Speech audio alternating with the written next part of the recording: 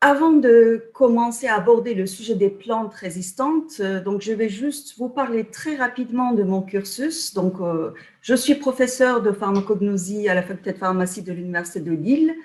Je fais mes recherches au sein de l'unité mixte de recherche transfrontalière entre la France et la Belgique, intitulée Bio-Éco-Agro.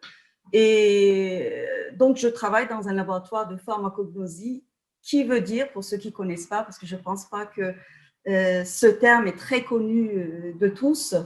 Alors, pharmacognosie, ça veut dire donc la connaissance pour cognosie, parce que ce terme a une origine grecque, et pour médicament ou poison en fonction de la dose pour pharma. Donc, il s'agit de la connaissance du médicament, mais on travaille plutôt sur les médicaments d'origine naturelle. Donc, il s'agit de connaître les substances naturelles d'intérêt thérapeutique. Donc, des substances d'origine naturelle, pas uniquement végétale, mais moi, je travaille en particulier sur les substances naturelles d'origine végétale.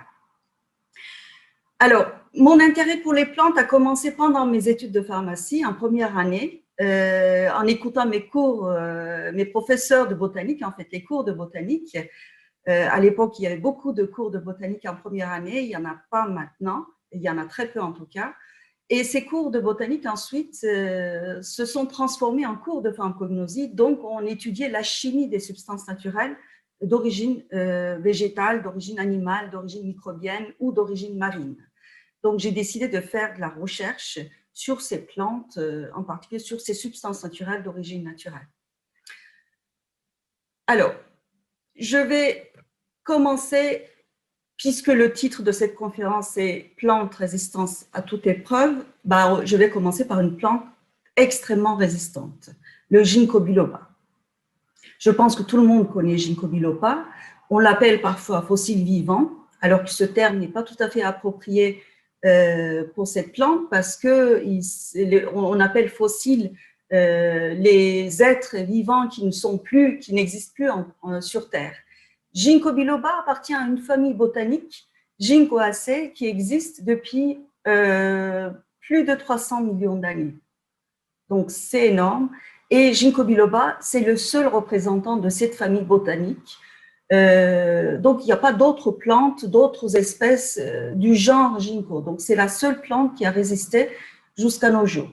Donc, c'est une plante qui est donc intéressante à plusieurs titres.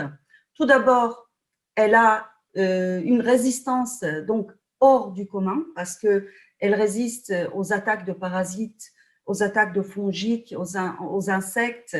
Elle peut résister également au froid extrême, aux températures extrêmes. Elle résiste même à la radiation.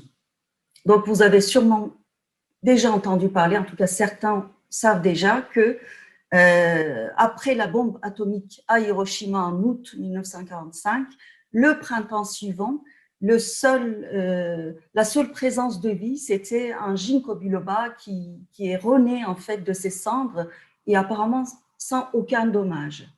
Donc, le ginkgo biloba est aussi très intéressant par sa longévité. C'est une plante extrêmement résistante et c'est une plante aussi qui est capable de vivre plusieurs milliers d'années.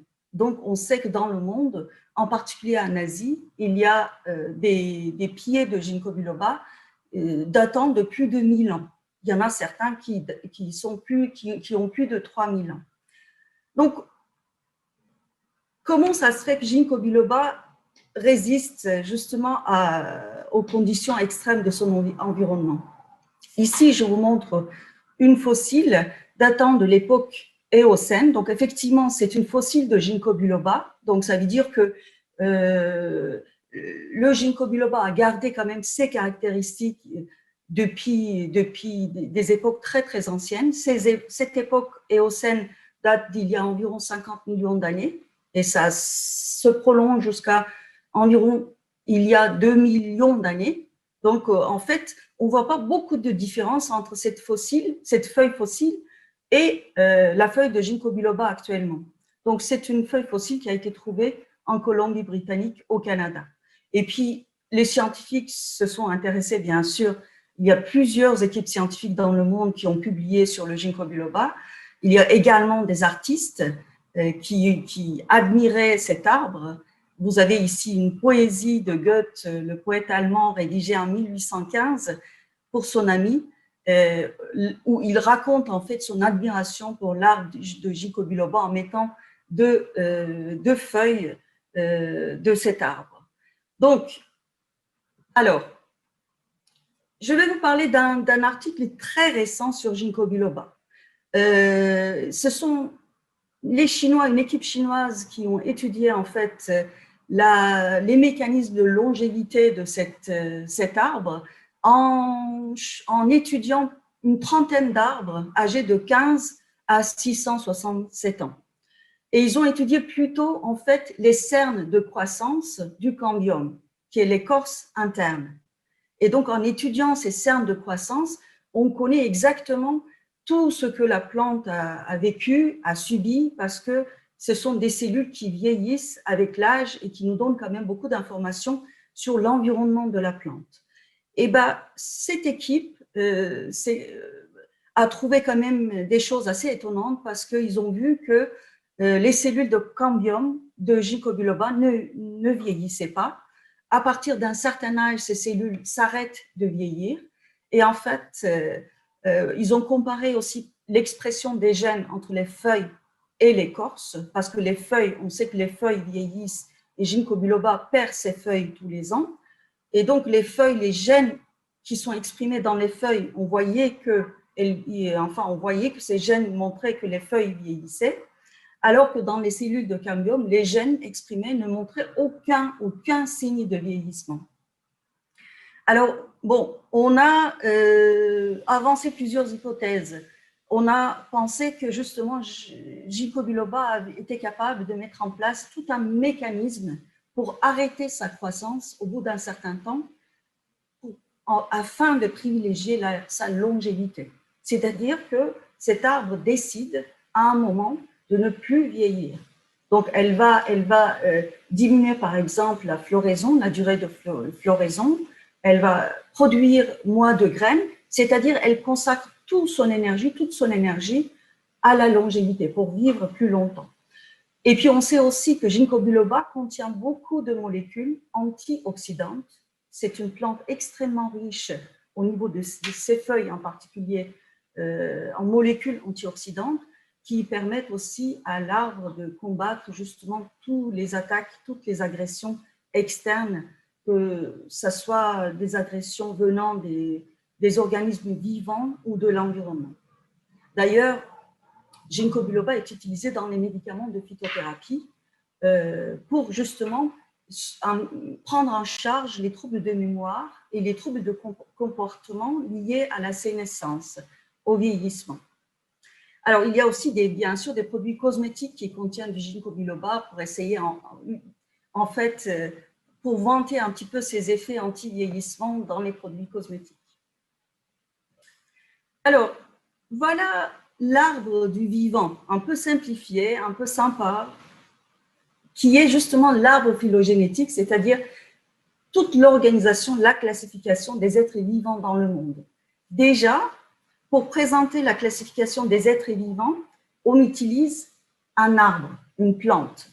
Donc ça, c'est intéressant. Et donc, nous faisons partie, les êtres humains, d'une branche de cet arbre. Vous avez déjà écouté 2 conférences d'Adrienne Kish et Patrick Forter sur les bactéries extrémophiles, les archébactéries, les bactéries, ainsi que les virus qui vivent avec les archébactéries, qui sont les premières formes, les premiers organismes finalement vivants. Et moi, je vais voir avec vous aujourd'hui les plantes évoluées, ce qu'on appelle les végétaux supérieurs ou vasculaires, les plantes vasculaires, qui contiennent en fait une sève qui circule à l'intérieur, qui permet de la racine d'aller vers les parties supérieures, vers les organes supérieurs et de nourrir la plante. Donc, dans les végétaux supérieurs ou vasculaires, nous avons un groupe de plantes qui se reproduisent avec des spores, à l'aide des spores, comme les fougères, les lycopodes. Et puis, il y a un autre groupe de plantes qui se reproduisent à l'aide des graines, comme les gymnospermes, les conifères, comme le ginkgo biloba, et comme les plantes à fleurs qui sont les angiospermes. Alors, voilà deux photos où il faut trouver les ressemblances. Alors, vous avez une photo d'un homme qui fuit un danger apparemment imminent. Il va être attrapé bientôt si jamais il ne court pas vite. Et vous avez la photo d'un arbre immense, un grand arbre imposant finalement, très imposant, beaucoup plus que cet homme, mais qui court aussi un danger, mais finalement qui n'est pas capable de courir, de bouger, de chercher un autre endroit, un endroit sécure. Alors, voilà la différence essentielle qui définissent en fait les plantes. Les plantes ont une vie fixée au sol.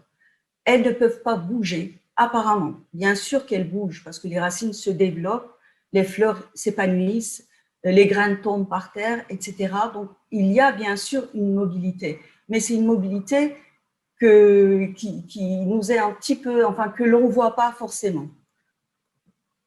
Alors, une plante vit grâce à la photosynthèse. D'abord, la photosynthèse est essentielle pour la vie d'une plante. Donc, qu'est-ce que la photosynthèse? En fait, la plante va utiliser l'énergie venant de la lumière du soleil. Elle va également utiliser le carbone de l'air en utilisant le dioxyde de carbone. Et avec l'eau qu'elle va épuiser par les racines dans le sol, elle va pouvoir fabriquer des glucides, des sucres. Et les sucres vont être le carburant de cette plante. Alors, la plante, en même temps, respire en respirant de l'oxygène, en relâchant du dioxyde de carbone, et même au cours de la photosynthèse, l'oxygène restant au niveau de la molécule d'eau et du dioxyde de carbone est relâché sous forme d'oxygène. Donc, ces plantes nous aident aussi à respirer. Alors, j'ai mis également ici les éléments minéraux, en particulier l'azote, le phosphore, le potassium, qui sont aussi avec d'autres éléments minéraux et les oligo-éléments qui sont essentiels également pour le bon développement de la plante. Alors, les plantes n'arrêtent pas aux glucides.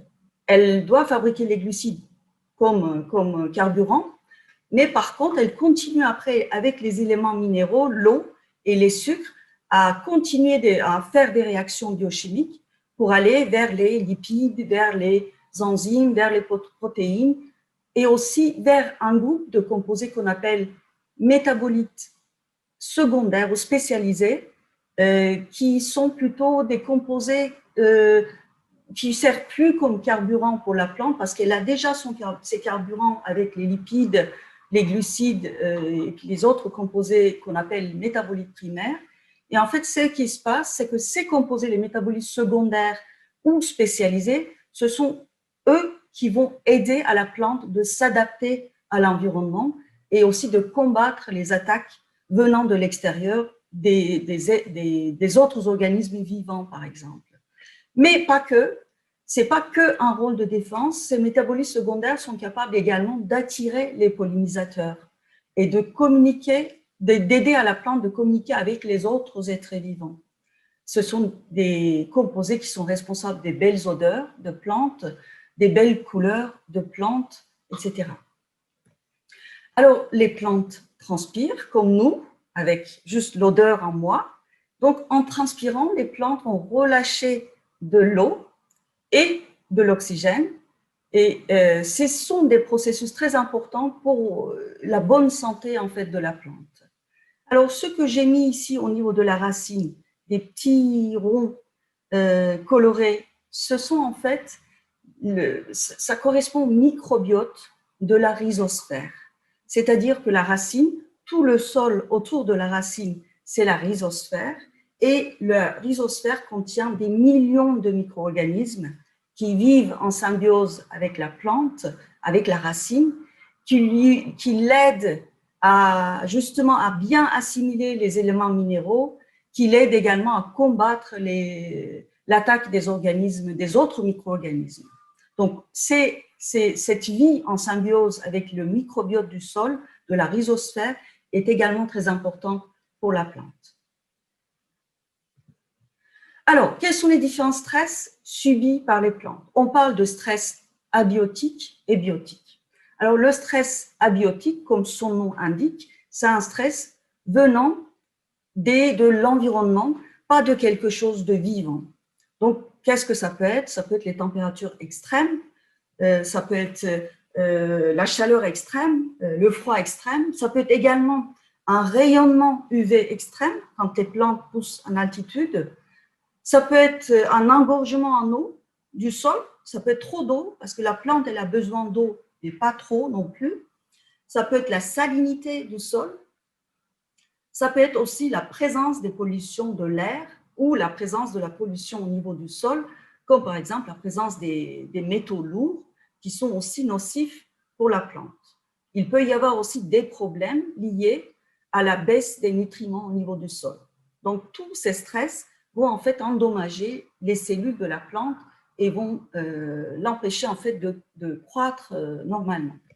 Alors, le stress abiotique vient justement des organismes vivants comme les insectes, les charançons, les puces, les nématodes qui sont des vers parasites, mais aussi des micro-organismes comme les bactéries, les champignons ou les virus. C'est-à-dire il y a des micro-organismes bénéfiques, d'autres micro-organismes pathogènes, comme exactement chez nous pour les plantes. Alors, je vais continuer par l'histoire aussi très connue de l'acacia qui se défend contre un herbivore, un grand herbivore qui s'appelle le koudou. C'est une histoire qui a été vécue dans les années 80 en Afrique du Sud, dans les ranches où il y avait justement ces herbivores, les koudous, qui commençaient à mourir d'une manière complètement inexpliquée. Et finalement, ça a attiré l'attention des scientifiques qui ont réalisé des autopsies pour voir quelle était la raison du décès justement des koudous un par un. Et ils se sont rendus compte qu'il y avait dans l'estomac en fait de ces animaux une grande quantité de feuilles d'acacia. Et donc en fait, quand ils sont allés voir ces feuilles d'acacia justement dans les koudous contenaient beaucoup de tannins. C'est un groupe de métabolites secondaires, les tannins, les métabolites spécialisés ou secondaires, on peut dire les deux. Maintenant, on dit de plus en plus métabolites spécialisés. Donc, les tannins sont des polyphénols qui font partie des métabolites spécialisés et les feuilles, justement ingérées, broutées par ces koudous, contenaient une quantité anormalement élevée de tannin. Alors, ils sont allés voir aussi les acacias autour, parce qu'en fait, ça se passait dans les ranches, dans les milieux clos. Donc, ces koudous étaient en liberté, mais dans un milieu clos quand même. Donc, ils sont allés étudier la composition chimique des feuilles d'acacia qui se trouvaient à l'intérieur des ranches, et ils ont vu qu'effectivement, ces acacias commençaient à synthétiser, biosynthétiser une quantité anormalement élevée de tannin, alors que les autres acacias qui ne sont pas attaqués par les koudous et qui sont à l'extérieur des ranches n'avaient pas autant de tanins. Donc, les acacias fabriquent toujours des tanins, mais pas en si grande quantité. Donc, ils ont conclu que les acacias, donc il y a eu des publications dans ce sens, que les acacias, dont les feuilles étaient attaquées par les koudous, se mettaient à fabriquer des tanins en grande quantité pour se défendre. Et donc, cette quantité de tanins tuait tout simplement les koudous. Alors, pourquoi il y a eu les morts? Parce que justement, ces tanins qui sont des polyphénols qu'on absorbe, nous, dans notre alimentation tous les jours, en buvant du thé vert, si vous aimez le vin rouge, dans les fruits rouges également, on consomme des tanins, mais la grande quantité de tanins, ça en fait inhibait des enzymes du foie qui permettaient l'ingestion en fait, qui permettait d'ingérer les protéines et puis tous les aliments. De ce fait, les koudous mourraient en fait par inhibition enzymatique dans leur foie, qui avait lieu dans leur foie. Alors, voilà, donc finalement, on a conclu que l'acacia avait mis un mécanisme de défense assez rapidement finalement, parce que j'ai peut-être oublié de dire au début, les koudous ne mangeaient pas habituellement les feuilles d'acacia. C'est parce qu'il y a eu une pénurie dans leur alimentation après une période hivernale assez dure. Donc, ils étaient affamés, les koudous. Donc, d'habitude, alors qu'ils ne mangeaient pas autant de feuilles d'acacia, ils se sont mis à consommer des feuilles en grande quantité. Donc, du coup, l'acacia a répondu en synthétisant, en fabriquant des tanins qui étaient finalement mortels pour ces koudous. Donc, c'est une histoire assez marrante, a priori, qui est encore utilisée par les botanistes, par les scientifiques aujourd'hui, pour expliquer le mécanisme de défense des plantes.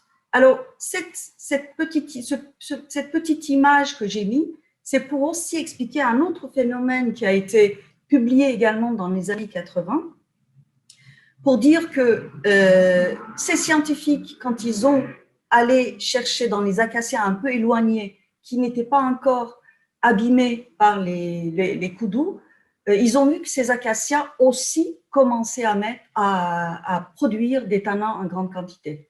Donc, en faisant des analyses, ils ont vu que les acacias attaqués émettaient un gaz, l'éthylène, pour prévenir les autres acacias qui n'étaient pas encore attaqués, et ils les préparaient en fait à affronter justement l'attaque, l'agression de ces koudous.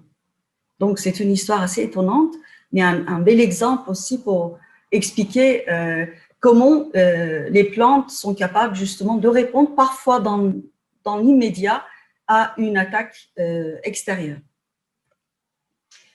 Alors donc, quand les plantes sont extrémophiles, c'est-à-dire quand les plantes vivent dans un environnement hostile pour la majorité des autres plantes, on les appelle plantes extrémophiles, mais on peut également dire tout simplement extrémophytes. Dans ce cas-là, ce n'est pas la peine de dire plante avant, parce que la terminaison phyte, ça veut dire végétal, tout simplement, ça veut dire plante.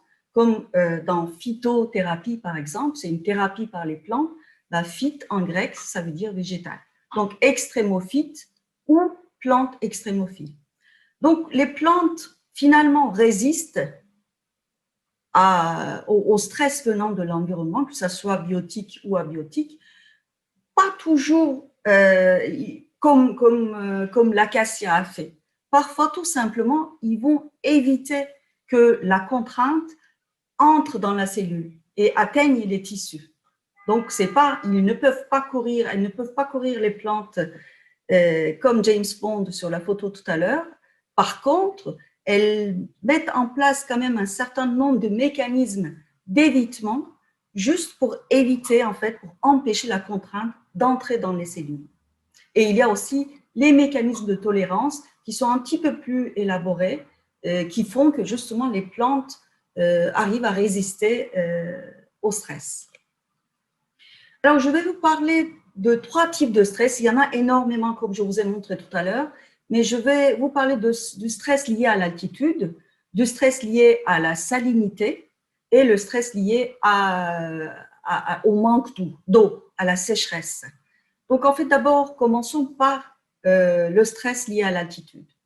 Alors, vous savez tous qu'il y a des plantes qui poussent en altitude et comment elles font. Parce qu'en altitude, on manque d'oxygène. Il peut y avoir effectivement des températures extrêmes. La nuit, il gèle, enfin ça gèle. Le jour, il peut faire très très chaud. Il peut y avoir du vent et un excès de lumière. Et du coup, un excès des rayonnements UV nocifs pour nous et nocifs aussi pour les végétaux. Il peut y avoir également du coup un excès d'énergie parce que quand on dit lumière, ça veut dire énergie pour la plante. Comme on a vu tout à l'heure pour la photosynthèse, la plante, elle a besoin de l'énergie apportée par la lumière du soleil. Mais quand il y en a trop, il y a trop d'énergie, donc il faut savoir quoi en faire. Et il y a également le stress oxydant qui est commun à tous les êtres vivants, les animaux, nous, les plantes, tous les êtres vivants souffrent du stress oxydant que je vais vous expliquer. Donc, je vais expliquer le mécanisme tout à l'heure. Alors, comment on fait comment font comment font les plantes en altitude. Alors, d'abord, ils ont un mécanisme d'évitement. Le mécanisme d'évitement souvent passe par l'adaptation morphologique, c'est-à-dire les plantes vont adapter leur apparence, leur morphologie, justement pour éviter que les contraintes liées aux excès de température et à l'excès de lumière atteignent les cellules ou les organes vitaux, comme la racine par exemple. Alors pour cela, les plantes vont prendre par exemple une forme en coussinet, une forme en boule. Vous voyez souvent les plantes en altitude très serrées. Ces plantes poussent en rameaux très serrés les uns contre les autres et très bas aussi au ras du sol et en prenant une forme de coussinet. Alors, cette forme, justement, permet à la fois d'empêcher les températures extrêmes d'aller vers la racine, d'aller vers les feuilles, les tiges, d'aller vers l'intérieur de la plante, parce que quand on fait des mesures, les scientifiques ont fait des mesures, et ils trouvent par exemple que à 2 mètres du sol, à 2 mètres de la plante, il peut y avoir des températures de 10 degrés, 20 degrés plus élevées que par rapport à la plante. Ou quand il fait froid, il fait 10 degrés plus froid à 2 mètres du sol par rapport à la surface de la plante. Ça veut dire que la plante, en fait, en prenant cette forme, elle va créer une forme de serre et elle va former en fait un microclimat à l'intérieur de la boule.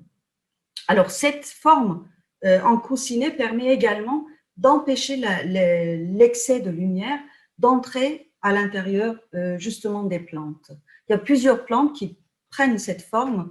D'ailleurs, c'est une forme aussi qui est prise souvent par les plantes extrémophiles, par exemple, parce qu'il y a également des températures extrêmes des plantes xérophytes. Pardon, les plantes xérophytes, ce sont les plantes qui poussent en milieu très sec.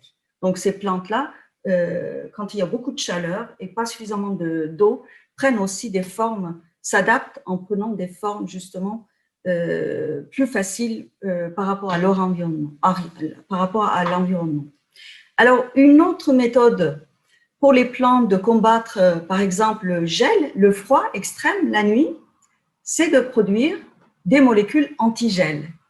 Parce qu'en fait, on a dit qu'on parlait des plantes vasculaires, ça veut dire que la sève circule de la racine vers les parties aériennes, et donc cette sève est constituée d'eau. Hein. Une plante est constituée entre 80 et 95% d'eau.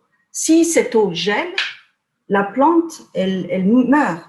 Donc, il faut empêcher l'eau à l'intérieur des cellules gelées, et pour cela, la plante est capable, en conditions d'extrême froid, de fabriquer des molécules qui vont justement, par exemple des sucres, qui vont baisser la température de gelée de l'eau. Ça, c'est aussi un mécanisme de tolérance, par exemple, au froid. Et pour l'excès d'UV, il y a aussi la possibilité d'utiliser des crèmes solaires, comme nous. Hein, donc, la plante est capable de fabriquer des métabolites spécialisés qu'on appelle flavonoïdes, qui sont des pigments jaunes et qui vont donc jouer le rôle de crème solaire pour la plante. Voilà. Et pour l'excès d'énergie, la plante va mettre d'autres stratégies en place. C'est donc l'excès d'énergie. Bon, quand on est jeune, ben, on danse, on court, on saute pour utiliser justement voilà, utiliser l'excès d'énergie qui est en nous. Par contre, la plante, elle ne peut pas faire ça. Alors, elle met en place d'autres stratégies. Elle utilise cette énergie, par exemple, elle transforme cette énergie pour émettre de la chaleur. Elle est capable de faire ça. Elle est capable également d'utiliser l'excès d'énergie, les électrons, pour former de l'eau. Elle est capable de former de l'eau avec cet excès d'énergie. Alors, il y a également d'autres mécanismes qui permettent à la plante d'utiliser justement cet excès d'énergie dans les réactions chimiques. Il y a une réaction chimique assez compliquée qui s'appelle la photorespiration. quand il y a un excès d'énergie, ben, la plante oriente cette énergie vers la photorespiration. Alors, quant au stress oxydant, ce stress oxydant touche tous les êtres vivants. Alors, les animaux, les êtres humains, les plantes fabriquent des espèces de l'oxygène réactive qui sont des peroxydes et des radicaux libres, en fait, qui vont endommager les cellules, qui vont faire vieillir la cellule. Et l'organisme en même temps, l'organisme vivant, est capable en même temps de détoxifier ces espèces de l'oxygène réactive en produisant, en fabriquant des molécules antioxydantes. Donc, ce système, il doit être en équilibre. S'il n'est pas en équilibre, nos cellules vieillissent. Alors, les êtres humains subissent un stress oxydant élevé quand, par exemple, il y a une pollution de l'air, quand ils consomment du tabac, quand ils boivent beaucoup d'alcool, voilà, quand il y a des maladies inflammatoires. Juste dans ce cas-là, cette balance système antioxydant, espèces de l'oxygène réactif est en faveur des espèces de l'oxygène réactif. Et donc, ça provoque justement le vieillissement, la sénescence des cellules végétales, la sénescence des cellules humaines et animales aussi. Alors, voici quelques exemples. Alors, vous avez ici deux plantes alpines qui poussent à 2500 mètres d'altitude à peu près, l'Androsace helvétique et la Silène à col, on peut dire aussi la Silène à petite tige. Donc, ce sont des plantes, comme vous voyez, ont pris la forme de boule, la forme sphérique. Cette forme sphérique, elle va aussi permettre à la plante d'exposer à l'environnement la surface, une petite surface par rapport, par rapport au volume de la plante, au volume que la plante occupe. Alors, j'ai oublié, je me rends compte que j'ai oublié, c'est le stress, désolé, de dire que les plantes qui poussent en milieu alpin, on les appelle orophytes, on peut dire plantes orophiles ou les orophytes.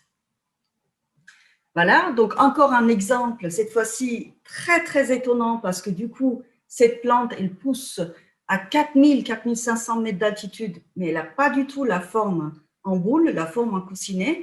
Elle est assez, elle ose de monter en hauteur jusqu'à 1 mètre, 1 mètre et demi de hauteur, alors que toute la végétation autour, c'est juste en forme de buisson ou en forme de mousse. C'est une plante originaire de Himalaya qu'on appelle la rhubarbe noble ou la rhubarbe de Sikkim. Alors, cette plante, elle a trouvé d'autres stratégies, d'autres mécanismes pour s'adapter au milieu alpin et justement pour contrer à la fois l'excès de lumière, l'excès des rayonnements UV et aussi les températures extrêmes. En fait, le résultat, c'est comme les plantes en coussinet. Cette plante qui a en fait cette forme, qui a une tour de bractées tout en haut de couleur jaune clair, ce ne sont pas des feuilles qui font de la photosynthèse. Les feuilles qui sont responsables de la photosynthèse sont tout en bas. Elles sont basales. Alors, ces bractées, ce sont des feuilles transformées qui sont les feuilles en fait de fleurs. À l'intérieur de ces bractées, à l'intérieur de cette tour, bien protégée, il y a justement la fleur. La fleur qui est protégée à la fois des rayonnements UV extérieurs, de l'extérieur, mais aussi de la température extrême, du froid extrême. En fait, comme ainsi, la fleur peut se développer et puis les graines peuvent se former tranquillement. Et comme à cette altitude, il n'y a pas beaucoup d'oiseaux, d'insectes, en fait, c'est le vent qui va polliniser justement les autres rhubarbes qui vont pousser dans cet environnement assez hostile. Alors, en fait, ces bractées vont jouer aussi un effet de serre. Elles sont translucides, elles vont complètement filtrer les rayons UV qui sont toxiques. Elles vont aussi, à l'intérieur justement de la fleur, il va faire beaucoup plus chaud par rapport à l'extérieur. Donc, il y aura entre 10 et 20 degrés de chaleur en plus par rapport à l'extérieur. Donc, c'est une plante assez jolie, assez incroyable, d'origine d'Himalaya, mais elle pousse aussi dans les montagnes d'Afghanistan, de Pakistan, de Népal. Voilà, c'est une plante d'Asie, orientale. Alors, deuxième groupe de stress, c'est le stress lié à la salinité. Alors, les plantes qui savent pousser, qui sont capables de pousser en milieu salin, on les appelle les halophytes ou les plantes halophiles. Alors, la salinité va provoquer plusieurs types de stress. Quand l'eau du sol est salée, ça provoque un stress hydrique parce que la plante n'est pas capable de pomper suffisamment d'eau, parce que l'eau salée, à cause de la toxicité de l'ion sodium, l'eau salée est toxique, le sodium est toxique pour ces plantes, et en même temps, il y a un stress osmotique. Alors l'osmose, pour ceux qui ne connaissent pas, c'est juste tout simplement le mouvement de l'eau, des liquides, du milieu moins concentré vers le milieu plus concentré.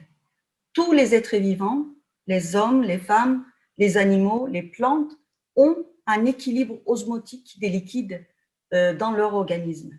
Et en fait, c'est cet équilibre osmotique qui va être gêné, qui va être dérangé par la présence d'un milieu salin. Qu'est-ce qui se passe?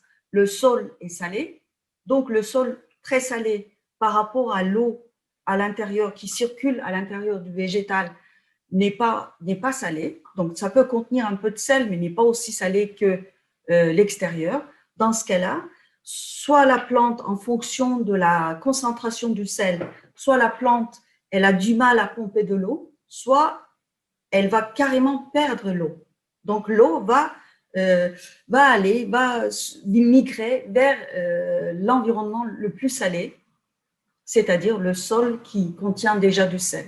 Donc, il va falloir prendre en charge le stress osmotique, le stress hydrique, parce que sans eau, la plante n'est pas capable de vivre. Je vous ai dit tout à l'heure, 80-95% d'une plante est constituée d'eau. Donc, la solution trouvée, ça peut être également la forme d'une adaptation morphologique. Dans ce cas-là, les plantes peuvent avoir une forme plutôt grasse pour pouvoir se gorger d'eau. Elles ont des cellules qui sont du coup suffisamment grandes pour capter l'eau et ensuite pour conserver, pour s'engorger d'eau quand c'est possible, quand il pleut, quand l'eau devient moins salée, etc. Donc, elles adaptent leur forme. Et puis, elles vont aussi, pour combattre avec le stress, contre le stress osmotique, comme le milieu extérieur, donc le sol est très salé, en fait, elles sont rusées parce qu'elles vont du coup produire des solutés, des molécules, pour augmenter la concentration dans la sève, à l'intérieur des cellules, donc dans le liquide qui circule dans la plante. Et de ce fait, donc, il n'y aura pas de déséquilibre osmotique et la plante va continuer à pomper de l'eau du sol. Donc, ça, c'est les stratégies, les mécanismes de défense qui sont appliqués, qui sont mis en place par la plante. Et la plante aussi est capable finalement de prendre en charge l'excès de sodium, parce que vous savez que l'eau salée est composée des ions de sodium et de chlorure, c'est le chlorure de sodium, le sel. Il peut y avoir aussi d'autres sels dans l'eau du sol, pas que le chlorure de sodium, mais la plupart du temps, c'est ce sel qui est majoritaire. Et la plante ne sait pas prendre en charge, a priori, une plante qui vit en milieu non salé, ne sait pas prendre en charge justement ces ions de sodium qui sont très toxiques, et ainsi que les ions de chlorure. Alors, de ce fait, elle va, par exemple, dans ses racines déjà, elle va avoir des protéines qui vont un système avec les protéines qui vont prendre en charge en fait le sodium dans les racines et qui vont les expulser de l'épiderme de la racine par des mécanismes bien propres à ces plantes halophiles. Le sodium peut aussi, par exemple, être dirigé vers les vacuoles. Les vacuoles, ce sont des espèces de poches à l'intérieur des cellules qui sont bien délimitées et dans lesquelles la plante, par exemple, mettent ces déchets. C'est comme une pièce en fait à déchets. Ces vacuoles ont d'autres fonctions, mais l'une des fonctions de ces vacuoles, c'est justement conserver les déchets à l'intérieur pour que justement ces déchets ne soient pas toxiques pour toute la cellule et ensuite trouver un mécanisme pour les éliminer. La plupart du temps, ce sont les protéines qui prennent en charge ce travail. Alors ça, c'est un autre mécanisme. L'un des mécanismes aussi de prise en charge de sodium, c'est ça arrive chez les plantes halophiles, certaines plantes halophiles, c'est de récupérer le sodium et ensuite de diriger le sodium vers les feuilles âgées. Parce que les feuilles âgées ne vont plus servir à la plante. Donc, tout ça pour conserver les jeunes feuilles et la racine de la toxicité de l'ion de sodium. Voilà, donc il y a tout un ensemble de mécanismes assez complexes que la plante est capable d'appliquer quand justement le milieu est très salin. Et il y a également le stress oxydant. Alors, comme on a vu tout à l'heure, bon, on va revoir le stress oxydant tout le temps et pour également détoxifier les espèces de l'oxygène réactive, la plante halophile va utiliser des enzymes, des molécules antioxydantes, ça peut être aussi des polyphénols, des tannins par exemple, ou des flavonoïdes, ont aussi un rôle d'antioxydant qui vont justement permettre de retourner à l'équilibre entre le système antioxydant et les espèces de l'oxygène réactive. Alors ici, deux exemples de plantes. La plupart du temps, ce sont aussi des petites plantes. On a la salicorne qui est très connue. Vous avez ici la salicorne d'Europe, Salicornia europea, qui est une petite plante avec des toutes petites feuilles. Et en fait, cette plante, elle est capable de s'engorger d'eau quand il pleut, par exemple, conserver l'eau à l'intérieur. Elle a aussi mis en place des mécanismes pour utiliser le sodium dans les cellules. Donc, elle est capable de supporter les milieux très salins, très concentrés en sel. Donc, on l'appelle aussi halophyte stricte. C'est une halophyte qui a besoin de sel. Donc, elle utilise les ions de sodium pour attirer l'eau. Parce qu'on a vu tout à l'heure le processus d'osmose. Quand le milieu, le liquide est concentré en sel, bah, le liquide de l'autre côté de la membrane va donc faire un mouvement vers le liquide le plus concentré. Donc en fait, en prenant le sodium dans les cellules, elle va attirer tout simplement l'eau dans ces cellules. Donc là, c'est un mécanisme aussi assez intéressant que la salicorne met en place justement pour pouvoir vivre en milieu salin. Et puis la salicorne est très riche en potassium.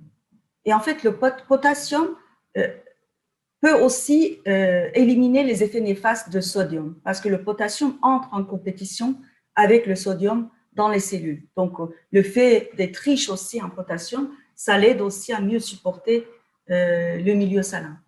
Et puis, vous avez une très, très belle feuille protégée qui est en train d'extinction, de disparition, le lys des marais, qui est une plante qui pousse grâce à des racines très profondes. Elle a aussi un bulbe, en fait, et des racines très, très profondes pour aller chercher l'eau. Et puis pour bien s'accrocher au sable, parce que c'est une plante qui pousse au niveau des dunes de sable, Pancratium maritimum.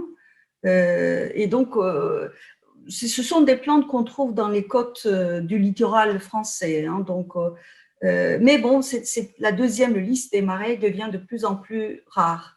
Alors, cette plante, si par exemple il y a trop d'eau, trop de sable, pardon, si elle est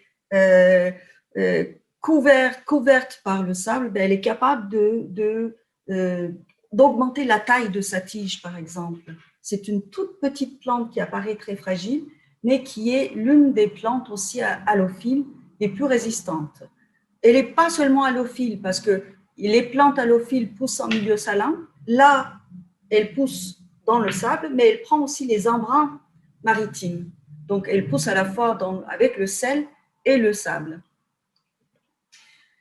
Et puis, des arbres assez étonnants qui sont des palétuviers de la mangrove. Là, il y a plusieurs espèces qu'on appelle palétuviers.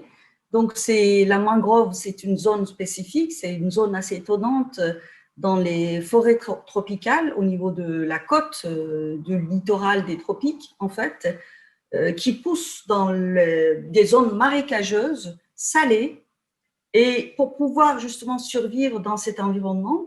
Et ces arbres ont développé un système racinaire assez étonnant. Les racines poussent sur le tronc d'arbre, à l'extérieur de l'eau, pour pouvoir respirer l'oxygène, parce qu'en fait, dans la vase, il y a trop de sel et pas suffisamment d'oxygène, puisque la plante respire de l'oxygène de toutes ses cellules, de tous ses organes. Donc, les racines ont besoin de respirer de l'oxygène, c'est pour ça qu'elles poussent à l'extérieur de la vase. Et en même temps, ça permet aussi d'équilibrer dans un substrat finalement qui n'est pas très, très solide. Et puis, les racines comme ça à l'extérieur permettent aussi à l'arbre de profiter des pluies qui sont aussi fréquentes en fait dans cette zone. Et quand il pleut, donc les racines vont absorber directement l'eau de la pluie. Et c'est comme ça que justement elles répondent à leurs besoins en eau. Donc elles répondent aux besoins des cellules en eau. D'ailleurs, leurs graines prend aussi une stratégie assez particulière. Au lieu de tomber dans la vase et de se noyer, elles vont donc germer sur l'arbre. Donc, elles vont devenir des plantules sur l'arbre, les germes. Et une fois, quand la racine est développée, quand la marée est basse, elles vont tomber en fait dans l'eau et puis elles vont continuer leur vie. Alors, adaptation à la sécheresse, c'est le dernier stress que nous allons voir. Ce sont les plantes xérophiles ou xérophytes, donc qui sont habituées à vivre en milieu très sec. Alors, dans un milieu où justement il manque d'eau, le stress principal, le plus grand stress, c'est le stress hydrique. Il y a bien sûr aussi parfois la température extrême, parce que dans les déserts, dans des endroits où justement il y a la sécheresse, il y a en même temps une température qui est très élevée. Donc il peut y avoir aussi un stress lié à la température, mais c'est le stress hydrique qui va définir quel mécanisme, quelle stratégie à suivre en fait pour la plante. Alors ici, il y a quelques mécanismes aussi. Il y a la modification morphologique dont je vous ai parlé tout à l'heure, donc l'adaptation morphologique des organes du végétal, par exemple des feuilles, parce que les feuilles, ce sont les organes qui prennent en charge la photosynthèse la plupart du temps, pas toujours, mais la plupart du temps. Donc en fait, quand les feuilles, par exemple, pour justement dans les milieux extrêmement chauds, vont prendre des formes très, très réduites, vont avoir une consistance épaisse. Elles vont, par exemple, ou bien elles vont entourer de poils, justement pour les protéger contre la température extrême, contre la chaleur. Les racines peuvent être aussi très développées. Donc, elles peuvent aller dans le sol très, très profond pour aller chercher l'eau dans les nappes phréatiques, ou parfois elles se développent aussi au niveau du sol, à l'horizontale, en fait, pour aller chercher l'eau le plus loin possible. Alors, les modifications morphologiques sont nombreuses. Et il y a aussi ce qu'on appelle la modification phénologique, ou la modification du cycle végétatif. Ça se rencontre surtout dans les déserts, parce que vous avez des plantes qu'on appelle annuelles, des plantes à graines annuelles, dont les graines sont très résistantes à la sécheresse et qui vont en fait rester cachées dans le sol en attendant que la pluie arrive. Et donc, quand la pluie tombe, dans un temps très court, elles vont justement fleurir, elles vont développer les feuilles, les fleurs, pour de nouveau mettre en place, pour de nouveau créer des graines et puis les faire tomber dans le sol. Et il y a ce qu'on appelle aussi les modifications physiologiques. C'est dans ce cas-là les stomates qui vont se fermer le jour pour éviter justement les températures extrêmes.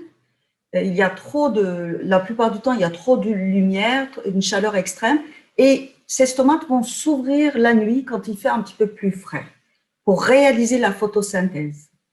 Mais on a dit tout à l'heure qu'il faut la lumière du jour.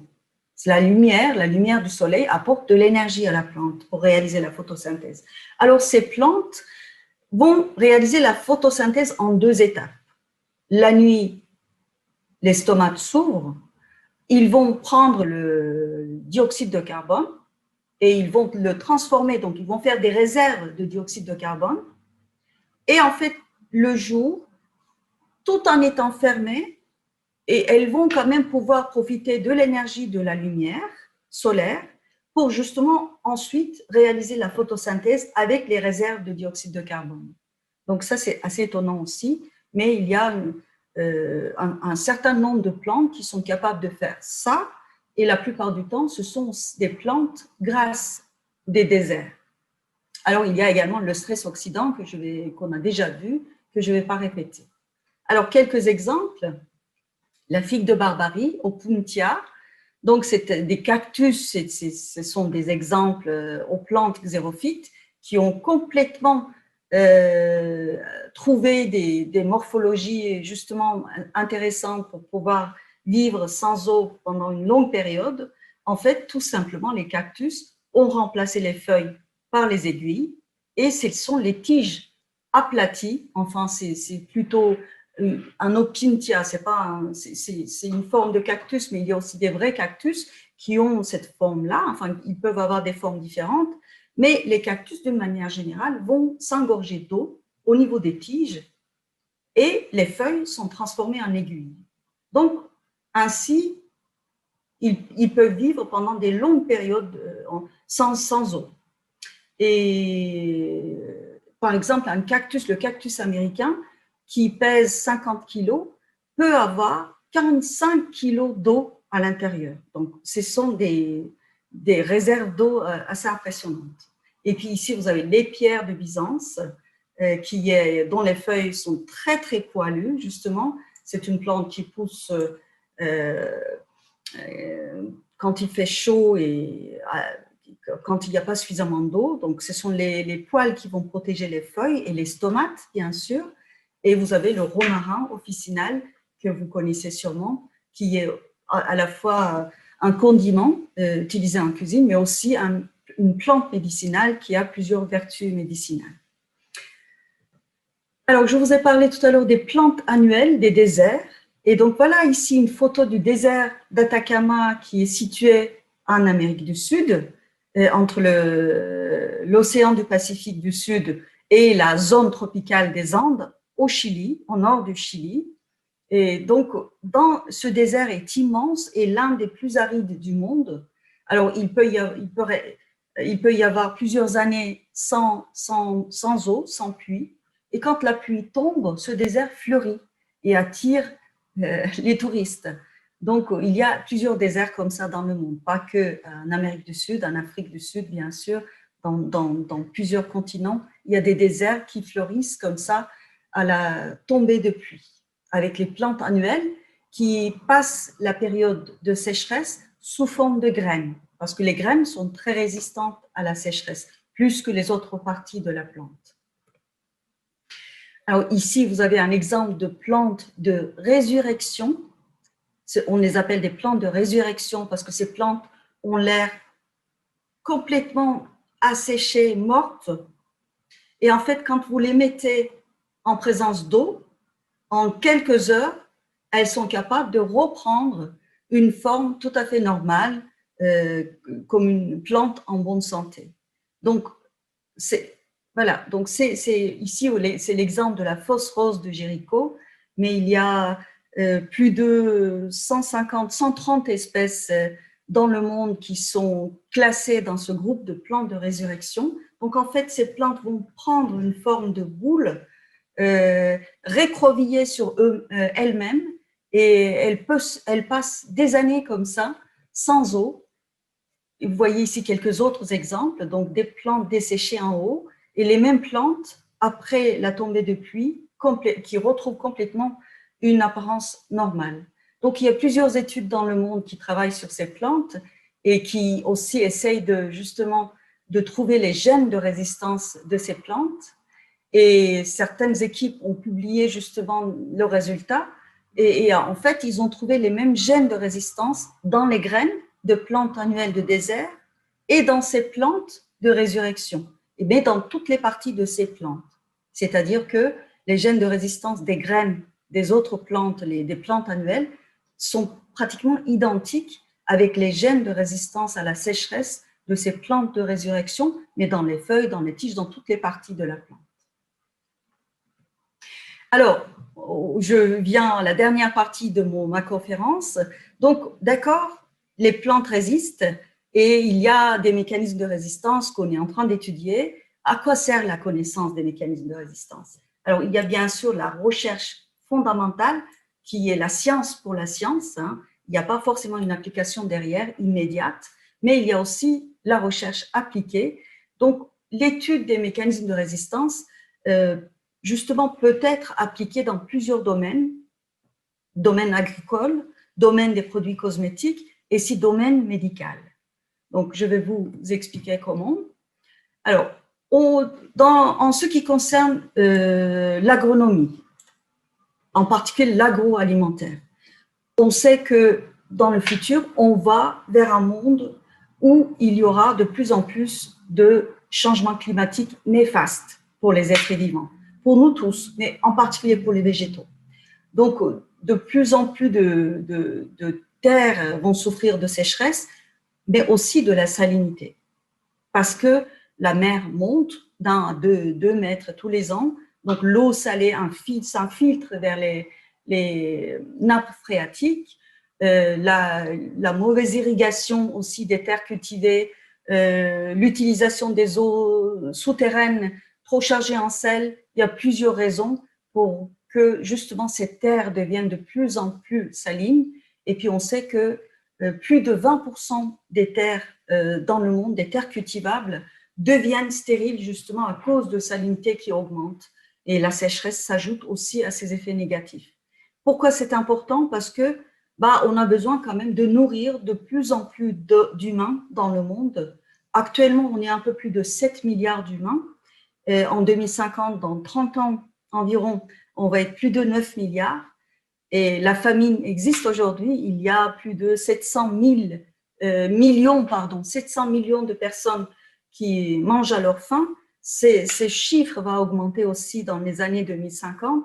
Donc, il faut nourrir les humains, il faut nourrir correctement. Il faut aussi diminuer l'apport des produits chimiques, l'apport des pesticides chimiques, des insecticides, mais aussi l'apport des fertilisants chimiques. Donc, on aime bien manger, mais bien manger dans le futur. Alors, vous avez aussi sûrement entendu l'effet du gel tardif sur les vignobles en France. Il y a 80% des vignobles français qui ont été détruits à cause de ce gel.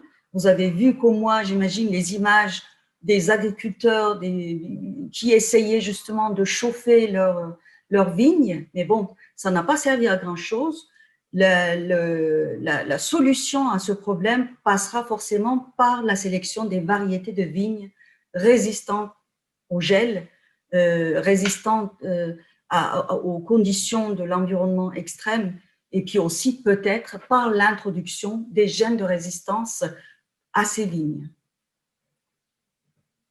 Alors, dans les produits cosmétiques, on trouve aussi beaucoup les plantes extrémophiles, les plantes résistantes, pour une raison simple, parce que ce sont des plantes qui résistent à l'âge, au vieillissement, qui résistent au système oxydant, aux espèces de l'oxygène réactive. Donc, forcément, on les utilise. On utilise, par exemple, le lys maritime. Je ne vais pas citer les marques cosmétiques ici, ce n'est pas la peine, vous les voyez peut-être. Le lys maritime est utilisé, par exemple, par une marque très connue comme Hydratant. Le ginkgo biloba également est utilisé pour ses effets anti-vieillissement. Cette plante de résurrection, Myrotamnus flabellifolia, qu'on a vu tout à l'heure sur l'une des images, est utilisée également comme produit cosmétique dans les crèmes d'une marque très connue également. Vous avez aussi une marque française qui utilise les produits de la vigne. On a parlé de la vigne tout à l'heure, donc ce laboratoire, cette industrie des cosmétiques française a collaboré avec un professeur de pharmacognosie à Bordeaux pour justement commercialiser, mettre sur le marché un certain nombre de produits cosmétiques à base des produits à base de vigne, ainsi que des produits, des métabolites du raisin, comme par exemple le resveratrol qui est un produit bénéfique pour la santé, mais qui est une molécule aussi qui permet à la vigne de résister aux au stress biotique, donc aux attaques des insectes, des parasites, et ce composé, et puis les dérivés de ce composé sont utilisés également dans les produits cosmétiques de cette marque. Et puis il y a l'effet thérapeutique de ces molécules antioxydantes ou des métabolites que l'on trouve en fait dans les plantes résistantes au stress. Et moi, je m'intéresse plutôt à cette partie-là. En tout cas, mon équipe à Lille travaille plutôt sur cette partie-là. Donc, il y a dans le monde, comme vous le savez, un certain nombre de maladies qui restent toujours sans vraiment de traitement efficace, comme par exemple les maladies infectieuses et les antibiotiques qui résistent, les bactéries qui résistent aux antibiotiques. Donc, cette résistance aux antibiotiques est un problème important. Il faut trouver des nouvelles molécules justement pour combattre ces maladies infectieuses. Il y a le paludisme également, donc maladie parasitaire qui continue à tuer des centaines de milliers de personnes dans le monde.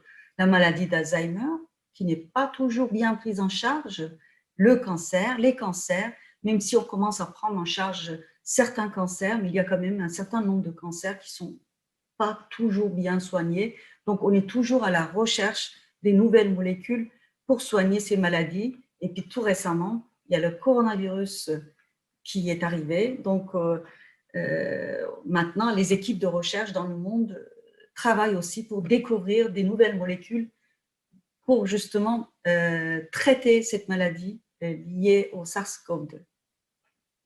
Alors, moi, je fais partie de l'unité mixte de recherche transfrontalière Bio-Éco-Agro. Je travaille à l'Institut Charles Violette et à la faculté de pharmacie de l'Université de Lille, au laboratoire de pharmacognosie. Et en fait, il y a donc, vous voyez, plusieurs tutelles au sein de cette unité mixte de recherche et il y a 9 équipes au total et 2 équipes concentrent ces recherches sur le stress biotique et abiotique. Alors, on a l'équipe 1 animée par Isabelle Lejeune de l'INRAE, l'Institut national de recherche pour l'agronomie agroalimentaire et pour l'environnement. On a Jérôme Peloux qui travaille à l'Université de Picardie Jules Verne, également pour voir un peu la réponse des cellules végétales au niveau de la paroi en réponse au stress. Donc, cette équipe, intitule « Fonctionnement et adaptation de la plante en interaction avec son environnement ». Et l'équipe 5 que je co-anime avec Éric Gontier, qui est professeur à l'Université de Picardie Jules Verne, s'intéresse en particulier aux métabolismes spécialisés d'origine végétale. Et donc, la réponse au stress des plantes fait partie justement de nos thématiques de recherche. Alors, juste un exemple rapidement des sujets de recherche de l'équipe 1. Il y a eu un projet ANR qui vient de se terminer, PIMOST, qui a travaillé justement pour améliorer le rendement et la stabilité du poids protéagineux, le poids qui est utilisé dans l'alimentation de l'animal et aussi dans l'alimentation humaine, qui subit des stress abiotiques et biotiques. Donc, le stress abiotique le plus important, c'est les gels justement hivernaux. On essaye de rendre le poids plus résistant aux gels. Et il y a aussi le stress biotique, des attaques d'insectes, et puis il y a une maladie qui s'appelle la pourriture racinaire qui est due à un micro-organisme, et l'ascochitose qui est due à un champignon. Donc il y a plusieurs maladies provoquées par des pathogènes ou par des attaques d'insectes et qui ont été étudiées au sein de cette équipe 1. Donc l'objectif de ce projet a été de développer des nouvelles variétés de pois pour améliorer le rendement et la qualité de graines Et pour aussi, c'est plus Jérôme Peloux qui a pris en charge ce volet, optimiser les interactions plantes-micro-organismes, donc les plantes qui sont en symbiose dans un contexte de réduction de l'usage des pesticides et de changement climatique. Parce qu'effectivement, ces micro-organismes de la rhizosphère vont peut-être aider, nous aider en tout cas à réduire l'usage des pesticides. Alors nous, dans l'équipe 5, on travaille, comme je vous ai dit, sur les métabolites spécialisés d'origine végétale. On va de la plante jusqu'à la molécule pure, on essaye en tout cas de le faire. Alors ici, je vous ai mis le pavosomnifère et la morphine. J'ai juste choisi ces exemples parce que je pense que tout le monde connaît la morphine. La morphine, c'est une molécule naturelle qui est isolée du pavosomnifère. Ce n'est pas notre laboratoire, ce n'est pas mon laboratoire qui a isolé la morphine, c'est malheureusement, mais bon, c'est juste un exemple. Et en fait, ce qu'on fait, les étapes, ce sont la sélection de la matière végétale, ensuite l'extraction et la purification des molécules, identification structurale et la valorisation de ces biomolécules en faisant des tests biologiques. Alors nous, on a 3 stratégies pour sélectionner la matière végétale.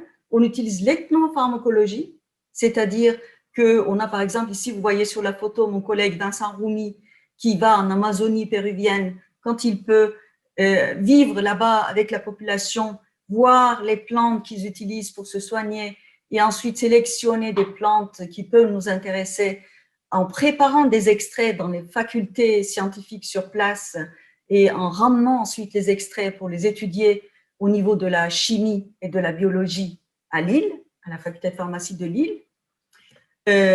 On peut travailler également tout simplement sur les plantes de notre région. Donc, vous avez ici 2 exemples dont certains connaissent peut-être, c'est le houblon. Le houblon qui sert à aromatiser la bière, donc qui donne l'amertume à la bière. C'est les cônes femelles que vous voyez ici, en fait, c'est l'inflorescence qui est utilisée pour donner l'amertume à la bière, mais également cette inflorescence, ce cône femelle, est aussi utilisé comme médicament, en fait, en phytothérapie, pour ses effets sédatifs. Alors ici, vous avez la fleur de la chicorée, qui est une autre plante emblématique régionale que nous travaillons. C'est pas travaillé directement, bien sûr, dans mon laboratoire de pharmacognosie, c'est plus à la faculté des sciences de l'Université de Lille. Il y a une équipe qui travaille sur la chicorée. Alors, nous avons depuis 2013, donc c'est assez récent, des thématiques sur les plantes extrémophiles, sur les extrémophytes. En fait, l'origine de cette thématique, qui a pris quand même maintenant beaucoup d'ampleur au laboratoire, c'était une étudiante, Ramla Sali, une étudiante tunisienne qui travaillait dans un laboratoire justement, qui était plutôt étudiante, elle ne travaillait pas encore, elle était étudiante, envoyée par un laboratoire qui travaillait sur les plantes extrémophiles. Donc, elle est venue avec des plantes poussant dans le désert, sans eau, enfin, en milieu très sec, et puis elle est venue également avec les plantes poussant en milieu salin. Donc, on a ici le Cirse scrab, le Statice red et le jonc maritime, qui est une plante halophyte. Donc, je montre uniquement ces 3 plantes parce que ce sont surtout ces 3 plantes qui ont donné des résultats intéressants. Donc, on a mis en évidence un certain nombre d'activités pharmacologiques. Cette étudiante, elle a fait une thèse brillante, elle a fait beaucoup de publications. Et je vais juste vous montrer quelques résultats obtenus sur le jonc maritime. Donc, on a obtenu 3 composés très intéressants au niveau de l'activité biologique, on va dire. Il y a eu ce composé qui est appelé des hydrogencusols, qui était antiviral, donc contre le virus de l'hépatite C. Et le juncunol, qui était plutôt actif contre les souches de streptocoque résistantes à l'antibiotique, amoxicilline. Donc, c'est des bactéries résistantes aux antibiotiques. Et on a travaillé aussi sur ce composé, l'effusol, qui a été isolé par Ramla, du jonc maritime, qui a eu une activité intéressante sur Zymoseptoria triticide, qui est une pathogène, qui est un champignon pathogène de blé.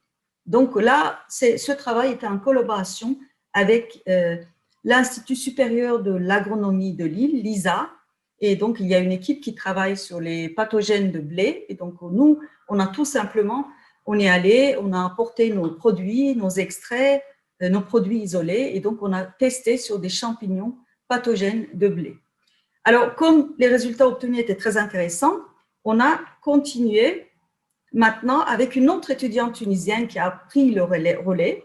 Donc, elle travaille, elle, toujours sur les plantes halophytes poussant en milieu salin et xérophytes poussant en milieu très sec de Tunisie, et on travaille sur les activités antivirales et antimicrobiennes, mais du coup, on ne travaille plus sur le virus de l'hépatite C, maintenant on travaille sur le coronavirus. Alors, on travaille sur le coronavirus en collaboration avec Karine Serron de l'Institut Pasteur de Lille.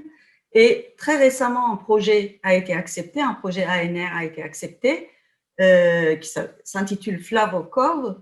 Et donc, en fait, c'est un projet collaboratif entre nous, le laboratoire de pharmacognosie, l'Institut Pasteur de Lille, et une équipe de chimistes à Strasbourg. Et en fait, on travaille en collaboration. Nous, de notre côté, on va purifier des composés naturels, des polyphénols naturels, à partir des plantes halophytes. On s'intéresse plus aux halophytes parce que les résultats plus intéressants étaient obtenus à partir des halophytes. Donc, on va ensuite communiquer les résultats au groupe de chimistes pour qu'ils voient s'ils peuvent améliorer la structure pour, par exemple, diminuer la toxicité s'il y en a, pour augmenter l'activité, etc. L'Institut Pasteur teste tous les composés naturels et les dérivés analogues des composés naturels sur le SARS-CoV-2. Et il y a également des toxicités in vivo qu'on réalise, nous, en collaboration avec un laboratoire de pharmacologie de la faculté de pharmacie de Lille. L'objectif étant de trouver, bien sûr, des nouveaux agents pour soigner la maladie, le coronavirus. Parce qu'il y a les vaccins, effectivement, qui sont très efficaces, qui montrent leur efficacité, certes, mais on n'arrive toujours pas à soigner les malades qui sont dans les hôpitaux. Voilà, donc c'est notre objectif. Je ne peux pas vous communiquer vraiment les résultats les plus intéressants obtenus, bien sûr, parce qu'il y a encore, oui, c'est confidentiel, mais je peux vous montrer quelques plantes halophytes de la région que l'on ne trouve pas d'ailleurs que dans les Hauts-de-France, on les trouve aussi ailleurs, en Bretagne, dans les côtes du littoral, à l'ouest aussi. Hein. Il y a la criste marine, la matricaire maritime, la salicorne couchée, la soude brûlée, elles font partie des plantes collectées par ma collègue Céline Rivière, qui co-dirige cette thèse. Donc, il y a maintenant une étudiante libanaise qui a commencé à travailler sur les halophytes de la région, justement dans le cadre de ce projet ANR qui a été accepté. Alors, j'arrive à la conclusion. Donc, j'espère vous avoir convaincu que les plantes sont les championnes de l'adaptation. Donc, malgré leur apparence immobile, leur vie fixée dans le sol, elles sont extrêmement sensibles, très inventives et rusées. Et l'humain est de plus en plus confronté aux phénomènes extrêmes, malheureusement. Dans les années à venir, on voit que justement, il y aura un certain nombre de problèmes liés au changement climatique et à la croissance de la population, du nombre de populations. Et donc, l'extrême d'aujourd'hui deviendra la normale de demain, probablement, si on ne fait rien en tout cas. Et l'étude des mécanismes de résistance de ces plantes permet de faire avancer à la fois la recherche fondamentale, c'est très important, on en fait beaucoup nous, c'est-à-dire on fait juste des recherches pour juste mieux comprendre le monde vivant qui nous entoure. Sachez que les plantes font partie de plus de 90% de la biomasse qui nous entoure, elles sont partout et on fait avancer également la recherche appliquée. Je vous ai expliquer un petit peu les domaines Il y a bien sûr les cosmétiques, mais l'agriculture, l'agroalimentation et aussi la santé qui peuvent bénéficier justement de la connaissance de l'étude des mécanismes de résistance de ces plantes. Alors, il y a encore beaucoup d'extrémophytes à étudier. On sait qu'il y a plus de 400 000 espèces végétales dans le monde. Un certain nombre, pas beaucoup, mais un certain nombre de ces plantes sont extrémophiles. Donc, il y a encore beaucoup de plantes à étudier. Et parmi les pistes de recherche d'avenir, il y a une nouvelle spécialité, une nouvelle discipline qui a été un peu créée par un botaniste italien, la neurobiologie végétale. C'est assez étonnant, mais en fait, il est provocateur, ce botaniste. Ses idées sont controversées, mais je trouve ça assez intéressant parce qu'en fait, il avance l'idée que les plantes ont une intelligence et leur cerveau est dans leurs racines. Voilà. Donc, on verra comment cette discipline va évoluer.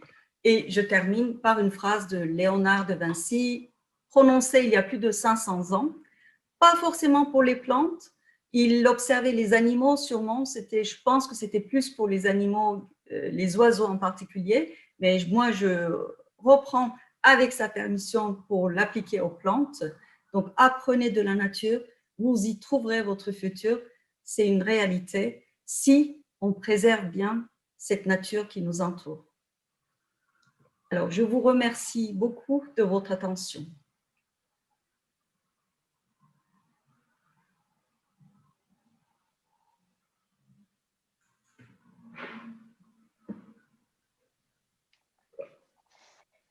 Merci Sefcer pour cette présentation. C'était progressif, c'était clair et passionnant. Et puis ce savoir, il est très enrichissant pour tout le monde en fait. Alors maintenant, on va passer aux questions du public et comme ça, vous allez pouvoir satisfaire leur curiosité.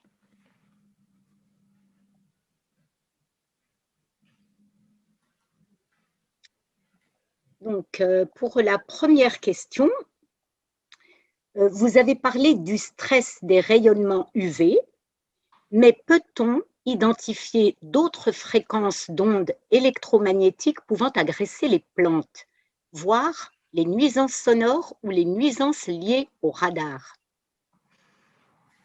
Alors, je dois avouer que j'ai jamais entendu parler de ça. Mais c'est vrai, pourquoi pas? Parce que les rayonnements électromagnétiques, on en parle beaucoup, effectivement, et ça peut être gênant pour tous les êtres vivants, mais à vrai dire, je n'ai jamais entendu parler pour les plantes. Mais pourquoi pas? Oui, ça peut être, mais ça n'a pas été étudié jusqu'à maintenant. C'est peut-être un nouveau thème d'étude. Alors, une question qui intéresse plusieurs personnes, c'est celle de l'intelligence des plantes. Vous l'avez effleurée à la fin de votre exposé, donc est-ce que vous pouvez développer un peu plus, puisque vous êtes intéressé par cette invention de la neurobiologie végétale? Alors, c'est vrai que les plantes, pour parler de neurobiologie, c'est les gens qui sont contre, il y a des scientifiques qui sont contre cette expression, parce que les plantes n'ont pas de cerveau comme les animaux, comme les êtres humains, n'ont pas de neurones de ce fait. Et en tout cas, elles ne fonctionnent pas de la même manière. Mais vous voyez, on commence à parler de plus en plus du cerveau au niveau du microbiote à l'intestin des hommes. Donc, alors qu'on commence à parler de plus en plus de l'importance du microbiote au niveau de l'intestin. Donc, peut-être que le cerveau, ce n'est pas le seul endroit qui est responsable de l'intelligence. Et donc, moi, je trouve assez plausible cette idée développée par ce botaniste italien de dire que les racines, cette rhizosphère qui vit en symbiose avec le microbiote du sol, peut fonctionner comme un cerveau, effectivement. La racine, c'est l'organe essentiel de la plante qui vit en harmonie, en symbiose avec le microbiote du sol. Donc, et quand on voit comment les acacias font comment les plantes xérophytes font, comment on a du mal à croire que ces êtres vivants n'ont pas d'intelligence. Mais c'est très contesté. En tout cas, c'est passionnant, ça mérite d'être discuté. On passe à la troisième question sur le microbiote implique une communication entre le végétal et le minéral. Les conditions environnementales conditionnent-elles la qualité des nutriments produits par la plante? Alors, le microbiote, bien sûr, permet à la plante, à la racine, de mieux assimiler les éléments minéraux. Ça, si c'est ça la question. Donc, c'est le rôle aussi de ces, on les appelle les mycorhizes, les champignons de la rhizosphère, justement, aident à la plante à mieux assimiler les éléments minéraux. Ils sont très utiles pour la plante. La plante les nourrit parce que si c'est vraiment donnant-donnant. Ces micro-organismes sont autour de la racine, vont se nourrir de ce que la racine secrète, en fait, les sucres, tous les produits que les racines donnent au sol. Et ces micro-organismes, les champignons la plupart du temps, mais il peut y avoir aussi des bactéries, vont protéger la racine, justement, vont avoir justement un rôle d'assimilation des éléments minéraux, vont protéger contre les attaques des autres pathogènes. Ils ont un rôle très important qu'on a découvert il n'y a pas longtemps. On ne savait pas que dans le sol, il y avait des millions et des millions de micro-organismes qui vivaient autour de la racine. Ça, on ne le savait pas. Comme on ne savait pas que dans notre intestin, il y avait aussi un microbiote, en fait. Il y avait une suite à cette question. La personne demande quid alors des apports chimiques pour améliorer des rendements et les effets non contrôlés sur les sauvages. Ah. Alors, les apports, parce que en fait, dans l'agriculture, on a effectivement, on peut apporter des micro-organismes bénéfiques à la plante pour justement améliorer aussi la santé de la plante cultivée. Donc ça, mais ça c'est plus le domaine d'agronomie. Hein. Donc ça, c'est vrai que moi je m'intéresse plus aux effets thérapeutiques, mais ça c'est plus nos collègues qui travaillent à l'ISA de Lille et qui prennent en charge un petit peu cet aspect. C'est-à-dire qu'on peut utiliser les produits que la plante synthétise, fabrique, comme par exemple les molécules qui vont réguler l'osmose, ce qu'on appelle les osmoprotecteurs. Ça peut être aussi les produits, les molécules des métabolites spécialisés, les antioxydants. Donc, on les prend, ces molécules, et on les pulvérise sur la plante pour améliorer le rendement. Ça, c'est couramment fait, en fait, en agriculture. Parce qu'on pense justement que c'est mieux que les produits chimiques, parce que ce sont les produits déjà présents au sein du végétal ou des micro-organismes déjà présents naturellement dans la rhizosphère, et donc on utilise ces produits, ce sont des produits naturels qu'on utilise justement pour améliorer le rendement et la santé des plantes.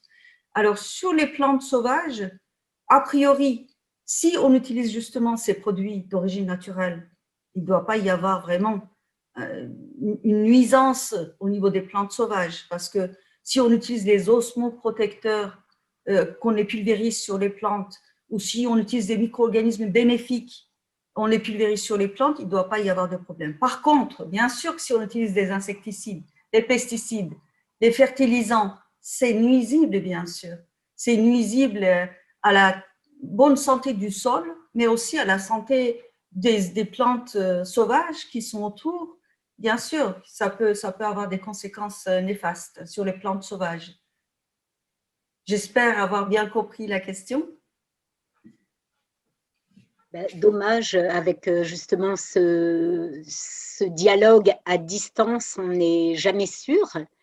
Mais la personne peut peut-être dire si elle est satisfaite et puis ça nous sera recommuniqué.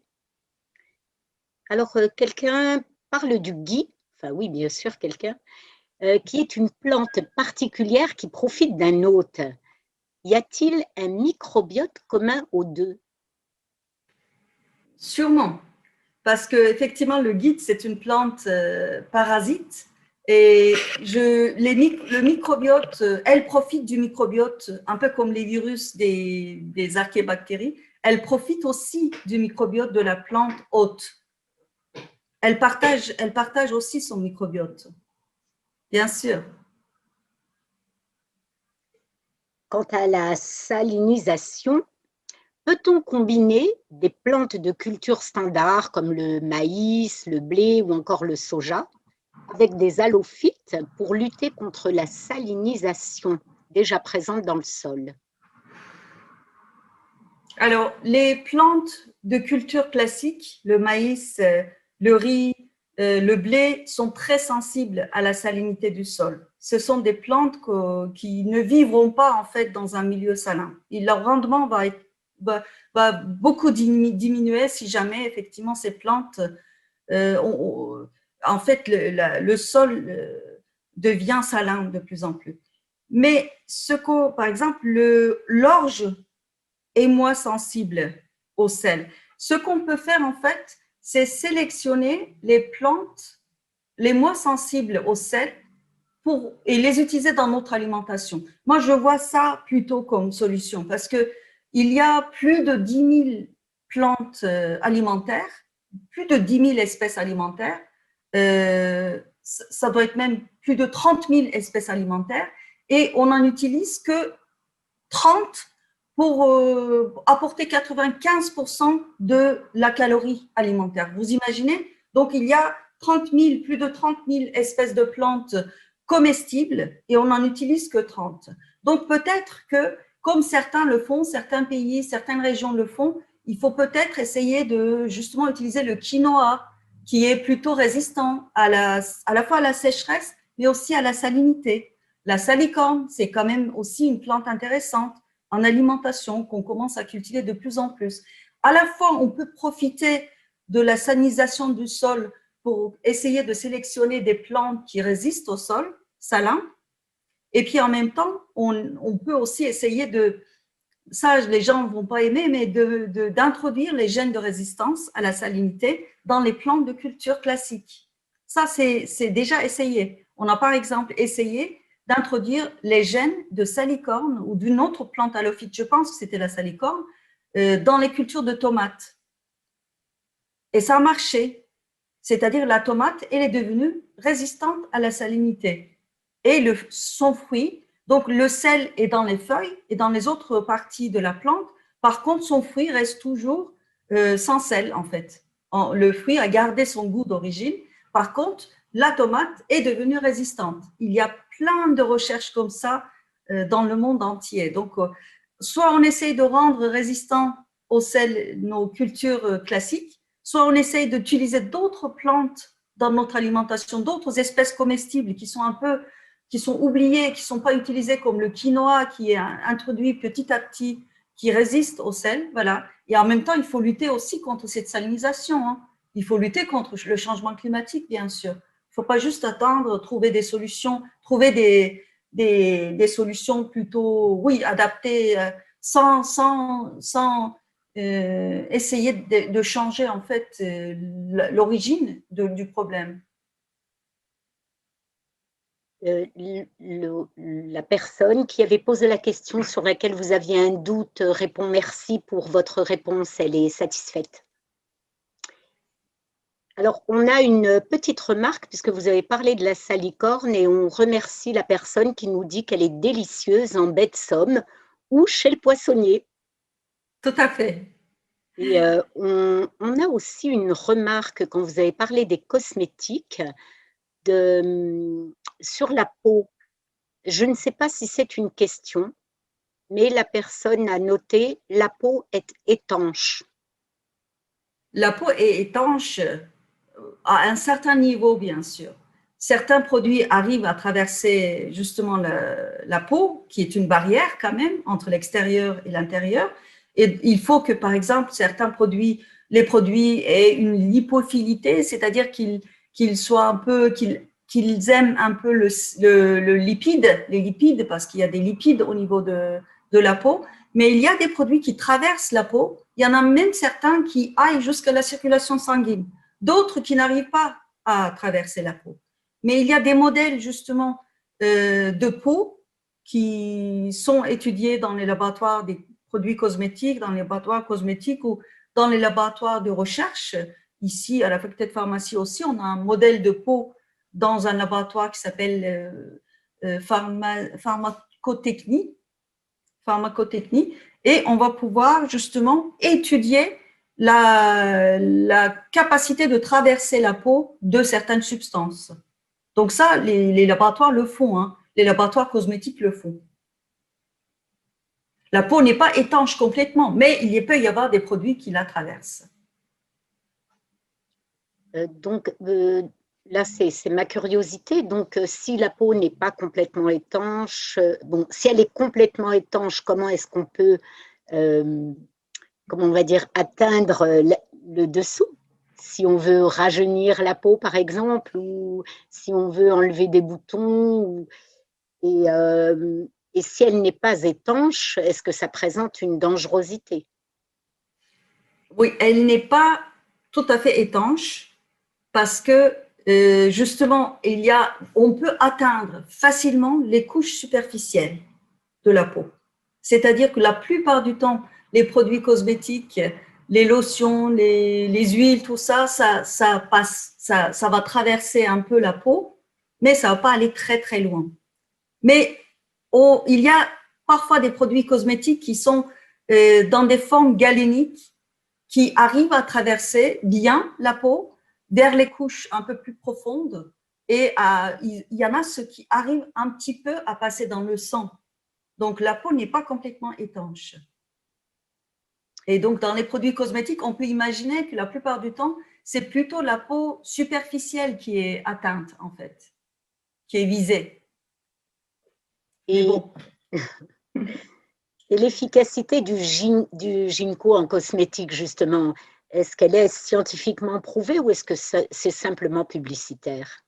Après, l'efficacité de ginkgo ou d'une autre plante dans les cosmétiques, bon, il y a bien sûr des études qui sont faites, mais on ne peut pas dire vraiment parce que les études pour les médicaments et les études pour les produits cosmétiques, ce ne sont pas tout à fait pareilles, bien sûr. Les études sont très, très poussées, beaucoup plus sérieuses pour commercialiser une plante sous forme de médicament. Et le ginkgo est commercialisé sous forme de médicament. Le ginkgo a un extrait qui est utilisé pour améliorer les troubles de la mémoire, les troubles du comportement de la personne âgée.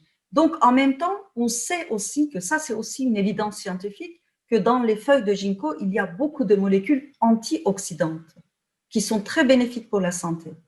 Donc, dans les produits cosmétiques, j'imagine qu'ils ont fait effectivement des études, mais ce qu'ils ont réussi à prouver, c'est juste peut-être une légère amélioration, mais on ne peut jamais arrêter le vieillissement. Ça, c'est jusqu'à maintenant, on n'a pas réussi d'arrêter le vieillissement. On n'a pas réussi à trouver un homme, une femme ginkgo. On n'a pas réussi à trouver. Pourtant, il y a des plantes qui vivent très, très, très longtemps. Les baobabs vivent. Oui, Oui. Est-ce que cette recherche sur la longévité existe? Tout à fait. Bah, tout à fait. Le ginkgo biloba, on dit que le ginkgo biloba est immortel. Parce que jusqu'à maintenant, on n'a pas vu un ginkgo biloba mourir de vieillesse.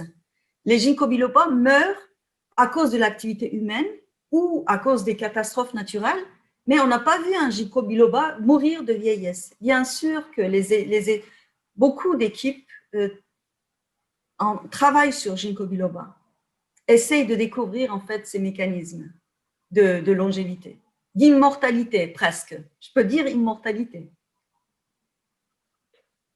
Pour les vertus des plantes, est-ce que vous pouvez nous parler de l'artémisia? Je suppose que c'est l'armoise, non?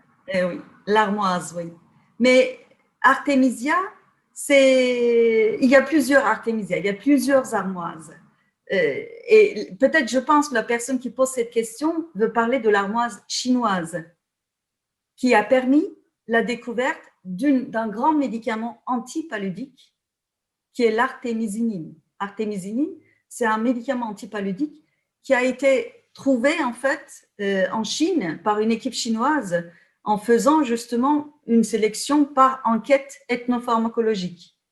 C'est-à-dire qu'en Chine, ils ont travaillé sur la médecine traditionnelle chinoise et ils ont essayé de voir les plantes qui étaient utilisées pour soigner les maladies parasitaires, la fièvre, et puis ils ont sélectionné l'armoise chinoise de cette manière-là, et ensuite, ils ont réussi à purifier la molécule qui était responsable de l'activité de la plante, qu'ils ont nommée artémisinine. Et la personne qui a réussi, c'était une femme chinoise, c'est une chinoise, et la première chinoise, la première femme à avoir obtenu le prix Nobel de médecine. Elle a obtenu. Ouais. C'était quand 2015, je pense. 2015. Et donc, elle a partagé ce prix Nobel avec, comme d'habitude, hein, le prix Nobel est rarement de médecine est rarement attribué à une personne. Elle a partagé avec 2 autres médecins qui travaillaient sur les maladies parasitaires, mais elle s'appelle Yu Yu Tu, cette femme, et je raconte à mes étudiants la découverte de l'artémisinine, justement, et donc, elle a réussi à isoler l'artémisinine, et puis ensuite, des chimistes, ils ont trouvé d'autres molécules avec des petites différences chimiques. Donc, ils ont travaillé sur l'artémisinine pour modifier un petit peu la molécule. Et il y a plein de médicaments en base d'artémisinine ou de dérivés d'artémisinine. Je pense que c'est ça. Mais il ne faut pas utiliser l'artémisinine sous forme de tisane pour traiter le paludisme, parce qu'il y a des résistances. Donc, alors là, vous répondez à la question suivante. Mais on va revenir peut-être que la question précédente, on va voir si la personne va réagir. Est-ce que la question précédente était justement sur les breuvages ou plutôt plusieurs espèces d'armoises? Parce que c'est vrai que dans plusieurs endroits du globe, l'armoise est utilisée pour plusieurs vertus différentes. Et là, donc, la question sur l'artémisine, c'est isoler des molécules alors que les plantes forment un totum, donc c'est-à-dire un tout, enfin vous allez nous expliquer, n'est-il pas un peu réducteur? On a l'exemple de l'artémisine et de l'Artemisia annua contre le palu. Pas du tout, parce que c'est 2 domaines complémentaires et complètement différents. C'est-à-dire que pour Ginkgo biloba, par exemple, on ne peut pas isoler la molécule responsable de l'activité. Pour Ginkgo biloba, c'est un totem d'extrait qui agit par synergie. C'est-à-dire il y a plusieurs molécules à l'intérieur et qui vont ensemble avoir l'activité qu'on attribue à Ginkgo biloba. Alors que dans le cas de l'armoise, il y a une molécule qui marche mieux que le totem. Dans le cas, par exemple, du pavot somnifère, la morphine marche tellement mieux que le pavot somnifère ou l'opium qui a fourni la morphine. Donc, il y a les deux. Il ne faut pas dire c'est mieux d'utiliser les extraits, les totems de plantes. Il ne faut pas le dire comme ça parce que parfois, le mélange des composés ne crée pas toujours une synergie d'action. Parfois, il y a aussi des molécules antagonistes qui vont contrer, par exemple, l'activité, qui vont augmenter la toxicité. Parfois, il est plus intéressant de retirer la molécule pure pour l'utiliser en thérapeutique. Et parfois, il faut utiliser la plante. Dans le cas du ginkgo, il faut utiliser la plante, le totem, l'extrait de plante, l'extrait de feuille, pardon. Je dis plante, mais c'est plus la feuille qui est utilisée. Dans d'autres plantes que vous connaissez sûrement, comme la passiflore, par exemple, je ne sais pas, il y a plusieurs plantes utilisées en thérapeutique, on utilise toujours le totem, alors qu'on est capable de purifier la molécule, une molécule. Mais la molécule n'est pas aussi active que l'extrait de plante. Mais ce n'est pas toujours vrai, ce n'est pas toujours valable. Alors, une question intéressante sur les pathogènes qui réagissent à un déséquilibre de la biodiversité. Le poids peut être OGM seul. Va-t-il vraiment régler le problème? Je n'ai pas très bien compris, je pense. Le poids? Alors, je vais la lire. Les pathogènes réagissent à un déséquilibre de la biodiversité. Tout à fait. Le poids peut être OGM seul. Va-t-il vraiment régler le problème? Alors, peut-être que le poids Oui, j'ai compris maintenant. peut Oui. être En pas mal. fait, oui, c'est clair que quand effectivement oui, la biodiversité est déséquilibrée, effectivement, les pathogènes attaquent, effectivement, parce que tout est équilibré dans la nature. Quand on intervient, effectivement, on dérange cet équilibre.